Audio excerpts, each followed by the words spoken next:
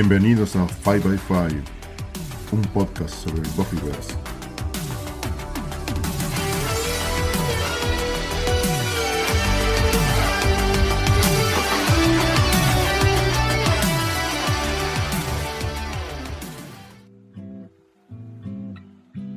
Buenas, ¿cómo están, gente? Antes que nada quiero darle las gracias a todos por haberle dado play a este episodio. Quiero agradecerles por continuar escuchando este podcast, sobre todo si es que vienen desde el episodio anterior, el cual fue dedicado enteramente a contar cómo fue mi experiencia conociendo esta serie. Yo vi esta serie en su momento durante el estreno, ¿no? A fines de los 90, a principios de los 2000, como bien conté en el episodio anterior. Así que si vienen desde acá, desde ese episodio, buenísimo, les recontra agradezco por continuar confiando en este proyecto. Y si vienen, llegaron de acá de manera casual, porque no sé, vieron por ahí un link y entraron, bueno, me presento para todos ustedes. Mi nombre clave es Mafuba. Yo voy a ser su anfitrión durante todo lo que dure este podcast, que esperemos dure bastante. Vamos a tratar por lo menos de llegar a completar lo que es la serie de Buffy, pero la idea es repasar todo lo que es el Buffyverse, ¿no? Vamos a tratar de hablar todo lo que engloba esta serie, este universo. Con eso me refiero a libros, me refiero a cómics, me refiero a videojuegos, me refiero a spin-off, me refiero a todo lo que engloba este universo tan rico, ¿no? En este episodio quedamos de que íbamos a continuar con el comienzo, ¿no? Todavía no nos vamos a meter de lleno en la serie todavía. Eso lo vamos a dejar para el próximo episodio, porque como les dije, esta serie no empezó como una serie, sino que empezó como una película, ¿no? La cual se estrenó en 1992. Pero antes de eso, quiero contarles un poco de su creador, ¿no? Bueno, ya todos saben, todos quienes están escuchando esta serie, este podcast, todos conocen el nombre de Joss Whedon, ¿no? Quien es, durante mucho tiempo fue casi que considerado una especie de semidios, digamos, por lo menos en lo que sería el mundo de los cómics, el mundo geek, el mundo nerd, si se quiere, ¿no? El mundo de lo fantástico, ¿no? Sobre todo para quienes crecimos con sus historias, ¿no? Porque Buffy no fue lo único que hizo. Sin duda que fue lo más icónico, digamos, también en años recientes dirigió películas de superhéroes, ¿no? Pero yo creo que si no hubiese sido por todo su trabajo en Buffy y en todo lo que hizo con este universo, muy probablemente no hubiese llegado a ese nivel de popularidad que consiguió hace unos años cuando fue director y guionista y todo eso con Marvel Studios, ¿no? Pero bueno, vamos a llegar ahí más adelante. Más adelante le vamos a dedicar un capítulo exclusivo a Joss Whedon. Sobre todo porque hay bastante tela para cortar, sobre todo con lo que hizo en los últimos años, ¿no? De hecho, a esta altura, siendo marzo del 2026, lleva ya bastante tiempo desaparecido. La verdad es que no sabemos en qué anda. Pero bueno, por el momento digamos que se ganó a estar un tiempo en el freezer, digamos. Pero bueno, en aquel momento, en 1992, él era un joven aspirante a guionista, ¿no? Digamos, él, si bien ya venía trabajando en el mundo del entretenimiento, de hecho, él viene de una larga, podríamos decir, de un largo linaje de guionistas, ¿no? De televisión y de Hollywood. De hecho, sus padres y sus abuelos han sido guionistas de varias comedias de situación. De hecho, creo que seguramente eso ha influido mucho en su obra, porque digamos que Joss Whedon es una persona que suele escribir guiones que puede considerarse bastante jocosos, ¿no? Bastante graciosos. De hecho, es un poco de su marca registrada, ¿no? A mí particularmente siempre me gustó su estilo. Yo lo conocí con Buffy, ¿no? Como me imagino muchos de ustedes. Pero bueno, seguí su obra. Con el pasar de los años he visto varias de sus series. De hecho, en el capítulo anterior mencioné Firefly, por ejemplo. Una serie que mereció mejor suerte. Es una serie seguramente muy adelantada a su tiempo. Posiblemente si se hubiese estrenado actualmente, posiblemente hubiese tenido mejor suerte. No lo sabemos. Eso no lo vamos a saber jamás. Pero bueno, si pueden mirarla, véanla. Yo en el episodio anterior les dije que no sabía si estaba en alguna plataforma, pero creo que está en Disney Channel. Perdón, en Disney Plus, la plataforma. Así que bueno, si está por ahí pueden mirarla. Y tiene también una película que termina los eventos de la serie, porque como la serie fue cancelada, estoy hablando de Firefly, ¿no? Como esa serie fue cancelada, pero bueno, tuvo un fandom tan grande que rompió tanto las pelotas, digamos, de que continuara la historia de alguna manera, que logró conseguir el financiamiento para hacer una película, para finalizar la historia. Y bueno, esa película es Firefly, la cual es muy, pero muy buena. Muy muy buena película de ciencia ficción y de acción. Véanla, está disponible también en Disney Plus. Es una película excelente, la cual escribió y creo que también dirigió. Así que bueno, Joss Whedon, nada, un purrete por aquellos años, en 1992. Nada, una persona evidentemente muy... que buscaba el triunfo todo el tiempo, ¿no? Una persona que siempre buscó sobresalir, ¿no? Yo recuerdo la primera vez que lo vi porque cuando daban Buffy en televisión, en el canal Fox, recuerdo que en aquellos tiempos solían mostrar clips de detrás de escena y a veces algunas entrevistas, ¿no? A Joss Whedon. Y recuerdo que yo lo veía como un muchacho, la verdad que parecía el típico ñoño, viste, de la secundaria, que no se juntaba con nadie, y bueno, tenía ese tipo de look. Hoy actualmente, bueno, vos lo ves, está pelado, barbudo, parece medio un vikingo. Pero en aquel entonces, bueno, parecía el típico ñoño que nadie quería juntarse en la escuela, bueno. Sin embargo, el tipo muy inteligente, un chabón muy leído, sabe muchísimo de muchísimas cosas. Nada, como guionista, además de todo lo que sabemos de Buffy, el chabón, aunque tal vez mucha gente no lo sepa, bueno, creo que es de público conocimiento que participó del guión de Toy Story, por ejemplo, de la primera Toy Story del 94, o del 95, perdón. Bueno, lo que tal vez mucha gente no sepa es que fue nominado al Oscar por ese guión. Él junto con un montón más, porque si no me equivoco creo que participaron como 7 personas en la creación de ese guión. Pero bueno, tiene una nominación al Oscar en sus hombros, ¿no? No lo ganó, pero bueno, lo tiene.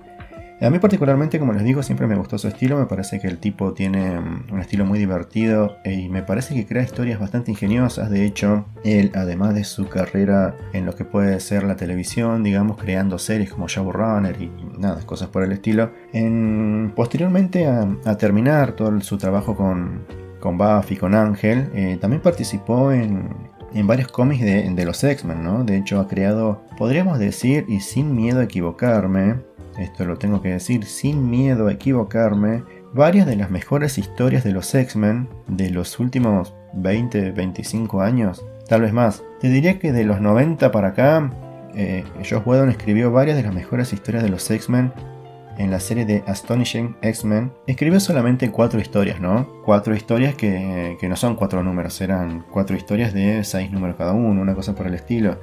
De hecho, él fue uno de los responsables de que el personaje de Kitty Pryde se volviera tan popular en nada durante su mandato, podríamos decirlo. De hecho, la historia que él creó sobre la cura de los mutantes fue llevada al cine en X-Men 3, no de la mejor manera, pero bueno, fue llevada al cine. Nada, una persona, creo yo, con un genio y una creatividad única, que bueno, podemos separar un poco la obra del artista, ¿no? La verdad que, bueno, como les dije, más adelante, al finalizar nuestro review o nuestro rewatch, digamos, de la primera temporada, vamos a dedicarle algún que otro episodio especial dedicado a distintas cosas que tengan que ver con el Buffyverse, y entre esos episodios vamos a dedicarle uno a todo lo que es Joss Whedon y el caso en particular de por qué Joss Whedon hoy en día está en el freezer. Bueno, como les dije anteriormente, la historia de Buffy no comenzó con la serie, sino que más bien empezó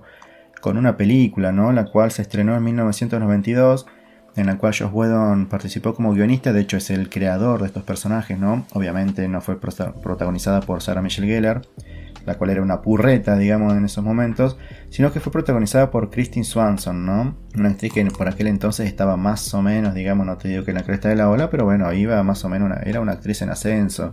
De hecho, viendo el elenco de esta película, ojo que hay muy buenos nombres, digamos, no tuvo suerte ni en taquilla ni nada esta película, pero bueno, tuvo algunas cositas, digamos. Bueno, la gracia en su momento, digamos, de esta película era que Buffy se suponía que iba a ser algo así como un choque para el espectador, porque iba a tratar sobre una adolescente quien iba a ser la cazadora, ¿no? Aquella fuerza contra las fuerzas del mal, ¿no? El problema es que la Buffy de Kristin Swanson, digamos, no sé, por cuestiones seguramente de duración de película, todo lo que vos quieras, digamos, nunca consiguió romper ese estereotipo, ¿no? El de la rubia tarada y animadora, digamos, que sí logró conseguir Sarah Michelle Gellar, ¿no?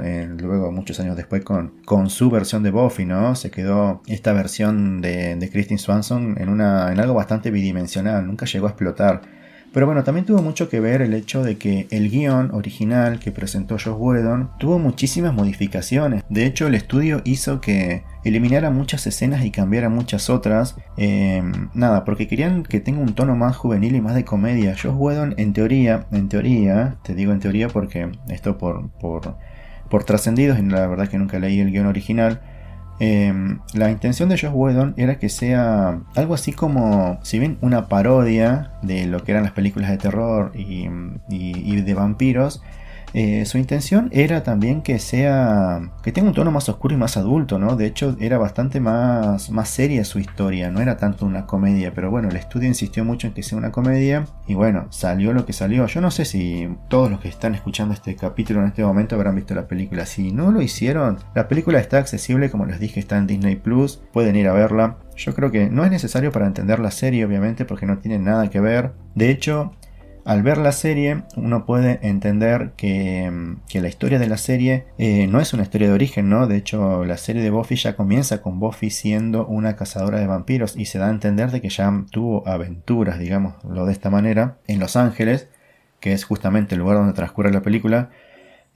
Como que los eventos de la película ya pasaron durante la estadía de Buffy. Pero bueno, ¿qué pasa? Podemos entender de que en realidad se puede considerar que sí y a la vez que no, ¿no? Porque está bien, la película, como salió en cines y tal cual la podemos ver actualmente, está bien, narra eventos similares a los que describe Buffy más adelante en la serie. Pero ¿qué pasa? Podemos entender de que en realidad los eventos a los cuales se refiere Buffy, la Buffy de la serie, esto de que quemó el gimnasio y todo esto no pasa en la película. Sin embargo, sí estaba en el guión original de la película, el cual fue cambiado al final.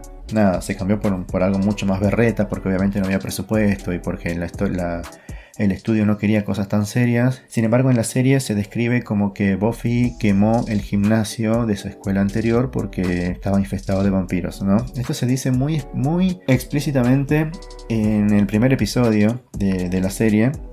Sin embargo, al ver la película nos damos cuenta de que esto no pasa, sino que el desenlace de la película es bastante distinto, ¿no? O por lo menos no pasa lo del incendio. Bueno, como les dije, la película, falla bastante en realidad. Podemos, no sé, la vi hace poco, la verdad ya la había visto obviamente varias veces, pero bueno, la volví a ver para hacer este episodio. Bueno, la película dura 1 hora y media, digamos, y se puede decir que como que intenta abarcar demasiadas cosas, ¿no? Intenta hacer una parodia al género de terror, creo que es lo que mejor le sale, entre comillas, podemos decir eso, ser una parodia. Como comedia falla un montón, la verdad que no es graciosa, tiene muy pocos chistes que funcionan, tal vez ninguno. Intenta hacer también un poco de drama adolescente, que creo que le sale bastante mal en ese sentido. Intenta desarrollar una mitología propia que la verdad es que nunca termina de explotar, nada que ver con lo que va a pasar más adelante en la serie. La verdad que en la serie tiene una mitología hermosa, pero bueno, en la película se narran cosas distintas. Ahora un poquito más adelante les voy a contar un poco cuál es el desarrollo de la historia de la película. Pero bueno, una de las cosas de los principales cambios que podemos notar entre la película y la serie de televisión se da con el personaje del Watcher, ¿no? El vigilante, la persona que descubre a Buffy, digamos, el cual en esta película está interpretado por Donald Sutherland, ¿no? El cual es una leyenda del cine. Acá interpreta a un personaje llamado Merrick, quien está destinado a nacer una y otra vez durante siglos y siglos y siglos, entrenando a las cazadoras, ¿no? Buscando a las cazadoras potenciales. Se sigue manteniendo la historia, digamos, de esta cosa de la chica elegida por el destino y bla. Está un poco cambiado igual a lo que se ve después en la serie, pero más o menos la idea base es la misma.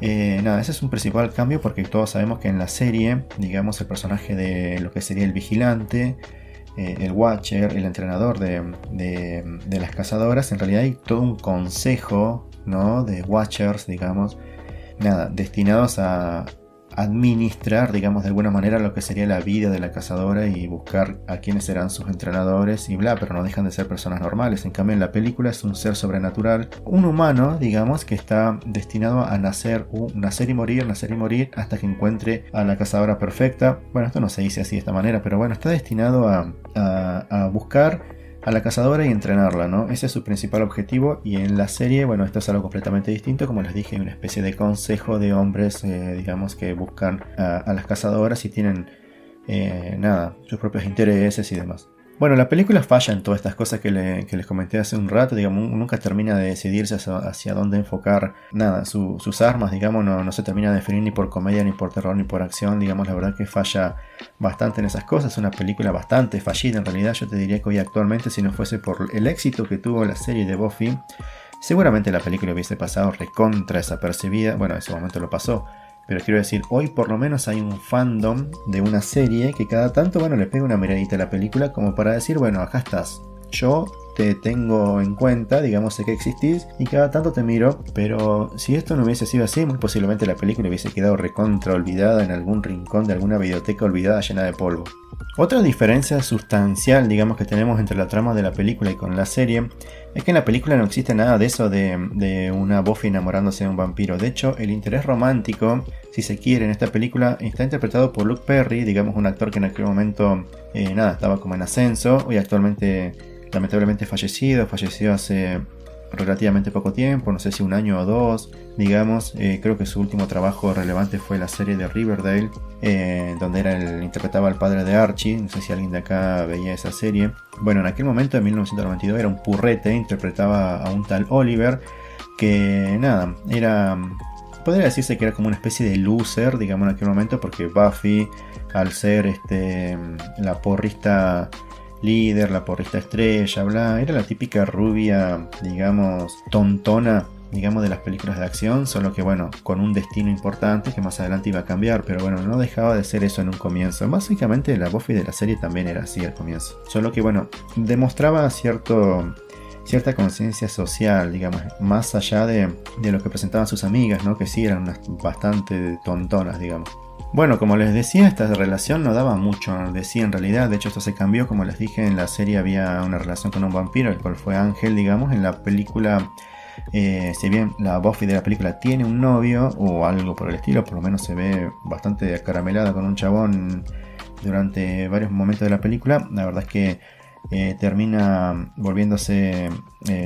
posando sus ojos sobre el personaje de Luke Perry, ¿no? Bueno, nada, esto es un cambio con la serie. De hecho, la Buffy de la serie aparentemente nunca le gustaron los hombres comunes, siempre tuvo problemas con personas que tengan ciertos poderes o ciertas, que eran especiales de alguna manera. Bueno, otro punto diferente con la serie son las amigas de Buffy, ¿no? De hecho, en la película tiene su típico grupo de amigas de mujeres, ¿no? Las cuales son porristas y nada, son igual de tontas, digamos, vamos a decirlos así, que son, vamos a hablar sin tapujos en la lengua, son el típico grupo de, si vieron Mean Girls, de las plásticas. Bueno, como un dato curioso, acabamos a ver a Hilary Swank interpretando un personaje ahí, una amiga de Buffy. Esta es su primera película. Es su debut en el cine de Hilary Swank. Se dio en Buffy la Cazavampiros. La verdad, increíble dato. Una actriz multipremiada, doblemente ganadora del Oscar, excelentísima actriz. Bueno, esta fue su primera película.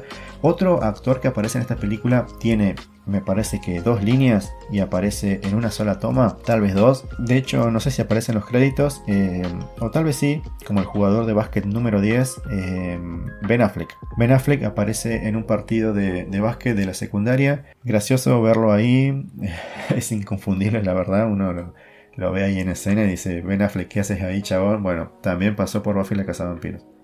Otro actor que aparece en esta en esta película, es David Arquette, ¿no? Que tal vez no le suene mucho de nombre, pero seguramente si vieron la saga de Scream, sobre todo ahora que se acaba de estrenar Scream 7, es el personaje que hace de el amigo de Dewitt o algo por el estilo. El policía amigón y medio boludón que se termina casando con la periodista. Él aparece en esta película, también es el amigo de Luke Perry, ¿no? Personajes que uno cuando vuelve a ver películas viejas ve que hay actores que estaban recién comenzando y bueno, terminan apareciendo en este tipo de películas, ¿no? Muchas veces como sus primeros papeles.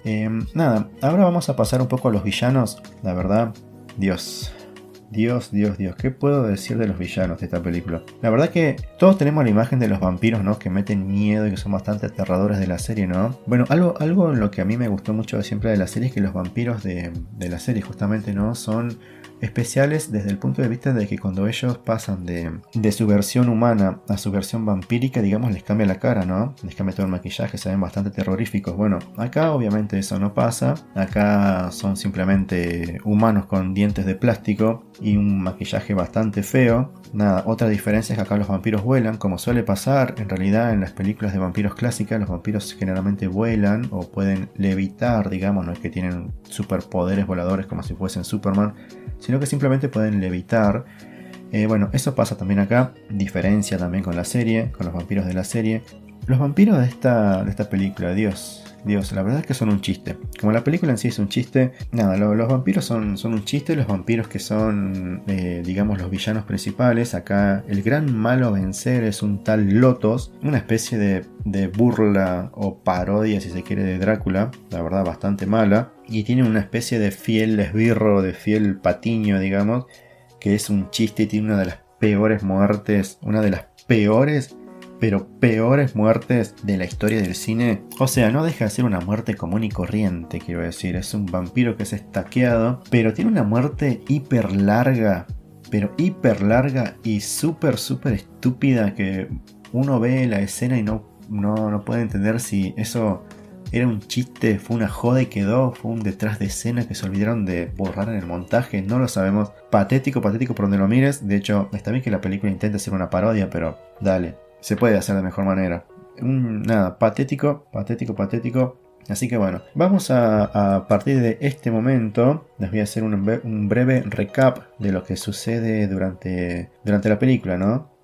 La película empieza en la antigüedad, en la Edad Media podemos decir. En la película te dicen que es la Edad Oscura, en una época medieval, como les digo, el momento en el cual la cazadora nace, ¿no? Nos dicen que la cazadora nace con una especie de marca de nacimiento, una especie de lunar en el pecho, o bueno, cerca de la clavícula. Otra diferencia con la serie, ¿no? De ahí pasamos a la actualidad rápidamente. Nos muestran que Buffy es una porrista en un partido de básquet de la secundaria, ¿no? La podemos ver hacer sus movimientos de porrista, ¿no? Te muestran muy rápidamente que es una rubia hueca, la típica rubia linda y hueca que es líder de las porristas. En ese grupo está, como dijimos anteriormente, nuestra queridísima Hilary Swank, ¿no? Antes de continuar con este recap de la película, quiero decir que que Kristin Swanson, la verdad me parece una muy buena Buffy. La verdad, no es Sarah Michelle Gellar, obviamente, pero para lo que es la película está bastante bien. O sea, tiene personalidad, tiene presencia, es linda, se la ve fortachona. O sea, tiene todas las características para ser una buena cazadora. Solo que bueno, uno está acostumbrado a Sarah Michelle Gellar, ¿no? Después de esta escena en la que están haciendo porras, digamos, para un partido de básquetbol de la secundaria, nos muestran que se van al shopping y en el ascensor son interceptadas por lo que sería el vigilante, ¿no? La persona que está buscando a la cazadora, la cual, como les dije antes, está interpretado por Donald Sutherland. Y bueno, tengo que decir que la verdad que su vestimenta... La vestimenta que tiene Donald Sutherland en esta película parece la verdad la del típico pervertido que anda en pelotas abajo y se abre sobre todo para mostrar sus partes. Bueno, ese tipo de look tiene. Bueno, de ahí se van al cine. La verdad que nada, se van a ver una película con las amigas. Obviamente hacen pelotudeces por ahí. Ahí encontramos al grupito de amigos, más bien al dúo, digamos, que es el de Luke Perry y el de David Arquette, como les dije anteriormente. Se lo encuentran ahí, digamos que hacen tipo contacto visual, si se quiere, ¿no? Nada, esa noche Buffy está durmiendo en su cama y sueña con otra época, ¿no? Con otra cazadora, con un vampiro que se llama Lotos. En ese sueño ella es ella misma, pero está como personificando a... ponerle una vendedora, una esclava, tiene distintos tipos de sueños, ¿no? Siempre interpretando a alguien distinto, pero siempre es ella. Bueno, de ahí saltamos a la actualidad nuevamente y vemos a Lotos, nuestro vampiro malote, digamos, de esta película, nuestro vampiro principal, el cual está dormido y tiene una especie de fiel patiño, como les dije antes, el cual es este vampiro que parece una especie de Backstreet Boy mal maquillado. Vemos, como les dije anteriormente, que Buffy tiene una especie de conciencia social cuando está hablando del baile, porque están preparando el baile de graduación. Se la ve que ella quiere invitar a gente y hay gente que sus compañeras, sus amigas le dicen, pero vas a invitar a este, y ella dice, sí, es el baile de grabación, hay que invitarlos, ¿no? Y ella no quiere, sus amigas no la quieren invitar porque obviamente son las típicas plásticas que solamente quieren a la gente popular, ¿no? Vemos a Hilary Swank llegar con una camperita amarilla que Buffy quería para ella. Ahí la vemos que en realidad su personaje es bastante forrito, porque Buffy había visto esa camperita antes y ella fue y se la quedó para ella. Después aparece en un bar tomando algunas cosas, y ahí es donde vemos a estos dos alfeñiques, digamos, que son el personaje de Luke Perry, el cual se llama Pike, y David Arquette, el cual se llama Benny, que son dos amigos inseparables. Bueno, ahí se encuentran nuevamente con las chicas, las cuales habían visto en el cine, pero bueno, se terminan presentando formalmente. De ahí nos salteamos a una escena en la cual mágicamente Pike y Benny son transportados, por decirlo de alguna manera, hacia una especie de zona montañosa en la cual están bastante borrachos los dos. Bueno, y a Benny lo termina matando el fiel patiño de Lotos, ¿no? Y Pike está tan borracho que se termina durmiendo en la calle. A todo esto llega el vigilante, ¿no? Donald Sutherland, y termina rescatando a Pike. Al otro día, mientras Buffy hace unas volteretas en el gimnasio, se le aparece el vigilante, ¿no? Ella está practicando gimnasia, digamos, una cosa por el estilo, está sola, y se le presenta este chabón, con un aire misterioso. Se presenta como Merrick y le dice que hace años que él lo está buscando, ¿no? O sea, que él está buscando a ella. Y que es hora de que empiece su entrenamiento y que él le dé su herencia. Esto parece el comienzo de una película porno, ¿no? Pero bueno, no. Es una película de vampiros. Pero bueno, tiene que acompañarlo al cementerio para mostrarle de qué se trata. O sea, vos imaginate que estás haciendo un entrenamiento normal en tu clase de gimnasia, vos estás solo y se aparece un chabón grandote con un sobre todo que lo cubre completo, un gorrito, y le dice, mira, flaca, esta noche te tengo que llevar al cementerio para darte tu herencia. No sé, bastante raro todo. Bueno, obviamente que Buffy no le cree, pero bueno, Merrick le pregunta si estuvo teniendo sueños, ¿no? Sobre que es alguien más, alguien del pasado. Bueno, Buffy obviamente le termina diciendo que sí. ¿Cómo es posible que sepa todo eso, no? Así que bueno, le termina creyendo y Buffy termina yendo al cementerio esa noche con él. Merrick le da una estaca a Buffy y esperan frente a una lápida a que salga un vampiro, ¿no? Es como un salto de fe, digamos, vamos a esperar acá que salga un vampiro. Bueno, terminan apareciendo vampiros, obviamente, ¿no? Terminan peleando contra dos vampiros y Buffy demuestra una especie de instinto natural para matarlos, ¿no? Ahí se da cuenta de que, este chabón aparentemente tiene razón, o sea, soy una especie de superheroína. A todo esto, Benny se aparece en la ventana de Perry convertido en vampiro, ¿no? Y volando, como les dije en esta película, los vampiros vuelan, o más bien levitan, ¿no? Bueno, obviamente le trato de convencerlo de que se pase a su lado, pero obviamente Perry no quiere saber nada, ¿no? Se da cuenta de que algo malo está pasando. Bueno, Buffy vuelve a su casa a dormir y termina soñando con Lotos una vez más, ¿no? Al otro día, Merrick vuelve a la escuela, se aparece nuevamente ahí, esta vez en el vestidor de mujeres, o sea, viejo pervertido, las tenés todas. Y pone a prueba a Buffy, ¿no? Para demostrarle que es la elegida. Le terminan lanzando un cuchillo y Buffy no tiene problemas en agarrarlo, ¿no? Bueno, así que Buffy acepta que tiene que entrenar y bueno, se pone primera con eso y sale a cazar vampiros a la noche, ¿no? Acá es donde Merrick le termina contando a Buffy qué pito toca él en todo esto, ¿no? O sea, si ella es la cazadora, ¿qué papel ocupa él? Bueno, resulta que el chabón está condenado a renacer una y otra vez para encontrar a las cazadoras y entrenarlas, ¿no? Como bien les dije hace unos momentos. Mientras tanto, a Pike lo terminan atacando a varios vampiros. Buffy lo termina salvando, mata a todos los vampiros. Acá no se hacen polvo los vampiros, sino que nada, simplemente quedan ahí tirados. Buffy lleva a Pike a su casa y bueno, se terminan volviendo amigos, ¿no? Todo esto, como les dije, Pike le parecía un alfeñique a Buffy. De hecho, Buffy, como les dije, era la porrista popular, la cual tenía un novio fachero y todo lo que vos quieras, pero bueno, siempre fue media superficial, pero bueno, obviamente en su arco de redención, podemos decir, termina volviéndose una persona más, una mejor persona, ¿no? Bueno, al otro día Buffy empieza a renegar un poco de su destino, ¿no? Esto es algo que se ve en la serie, el cual es, mirá, no me gusta esto del destino, no quiero estar destinada a esto, yo quiero ser una persona normal, ¿no? Esto lo vamos a ver en la serie más adelante un montón de veces durante todos los años que duró la serie, ¿no?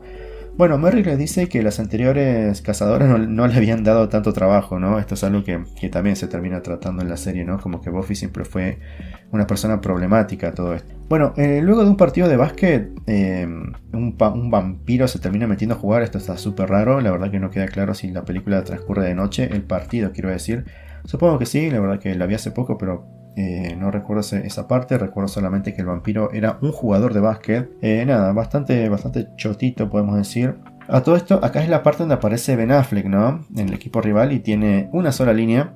Nada, momento curioso, solamente quería mencionar eso, que es en el momento en el cual aparece Ben Affleck, muy purrete tengo que decir. Nada, Buffy termina persiguiéndolo al vampiro por un parque, una especie de parque de diversiones, y acá aparece Pike, ¿no? Se terminan encontrando con Lotos y su fiel Patiño, ¿no? Como les digo, este muchacho bastante mal maquillado. Lotos mata a Merrick, acá hay que decir que muere el vigilante. Y las amigas de Buffy la empiezan a cuestionar, ¿no? Empiezan a cuestionar todo lo que está pasando. Y bueno, a partir de acá solamente queda el enfrentamiento final en el colegio, digamos. Buffy está vestida. Esto es algo que me pareció muy curioso, que en este enfrentamiento final Buffy está vestida prácticamente igual, pero igual, al capítulo final de la primera temporada, ¿no? La chica de la profecía, cuando Buffy va al baile y tiene una especie de vestido blanco con una chaquetita de cuero encima. Bueno, tiene el mismo look. La verdad es que lo respetaron bastante. Bueno, en este enfrentamiento final, obviamente Buffy termina matando a Lotos. El gimnasio no es destruido, como se menciona después en la serie, pero sí termina matando a todos los vampiros. Y al final de la película, esto me pareció curioso porque la verdad no recuerdo haber visto que Buffy terminara con el novio en algún momento. Sin embargo, se termina quedando con el personaje de Perry, ¿no? Se termina yendo juntos en moto. Fin de la película, no pasa absolutamente nada más. Tenemos una especie de, si querés, escena postcrédito, pero no es postcrédito, sino que es durante los créditos. No aporta nada, solamente es un chiste boludo. Pero bueno, ahí termina la película, vamos a dejarla acá, no pasa nada más relevante, no tiene nada que ver esto con lo que pasa después en la serie. Bueno, como les dije, la serie en cuestión, si bien toma esta historia, toma otra versión de esta historia para narrar el comienzo de el origen, digamos la historia de origen de lo que sería Buffy como cazadora. Y nada, escribe su propia historia. Obviamente es mucho mejor la de la serie. Hay que decir que Joss Whedon en su momento renegó muchísimo con el producto final de esta película. Se dice que en algún momento pegó un portazo en el estudio de grabación diciendo esta no es mi película, esta no es mi historia. Se dice que incluso pidió no figurar como guionista, sin embargo, bueno, obviamente quedó. El estudio hizo muchas modificaciones. Yo le voy a dar la derecha, la verdad que a mí Joss Whedon como guionista me gusta, más allá de que esta película es bastante mala, pero bueno, voy a darle la derecha porque sé que la película fue muy modificada, el guión de la película fue muy retocado, así que le voy a dar la derecha. Hay una historia oficial sobre el origen de Buffy, es esta misma historia, pero la versión original que había pensado Joss Whedon, la cual se encuentra en cómics.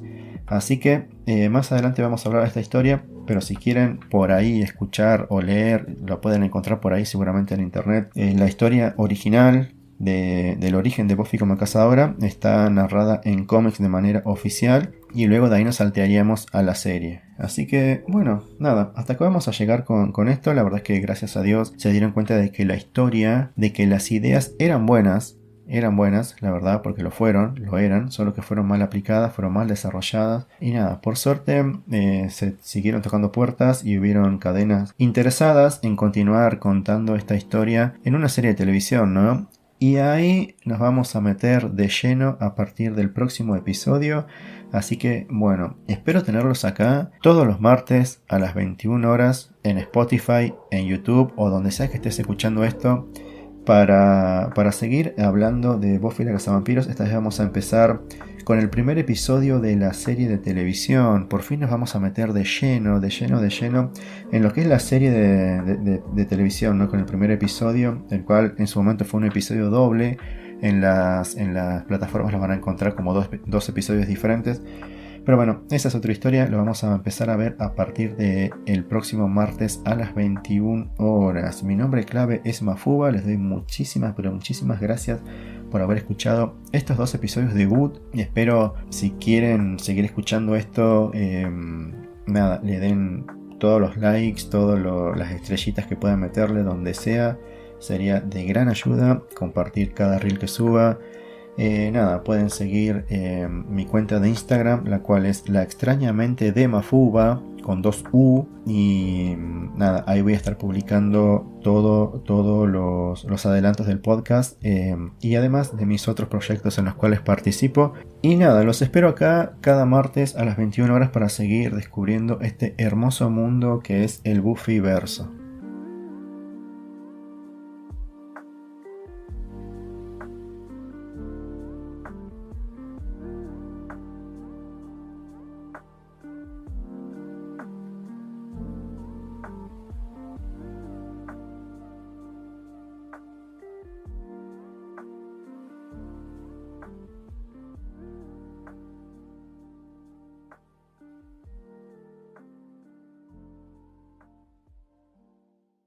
Grr, arg.